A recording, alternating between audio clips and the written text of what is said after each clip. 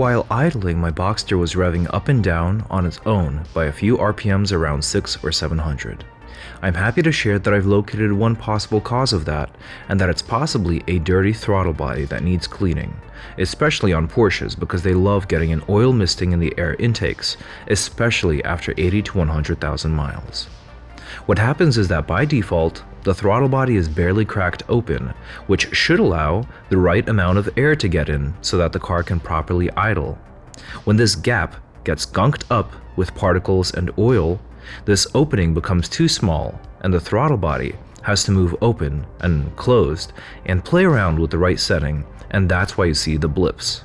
See my channel for the full guide on removing and cleaning the throttle body, as well as other air intake parts. Thanks for tuning in. It was a short video today, and I'll be making more videos with more issues and possible causes as I drive the car and encounter issues.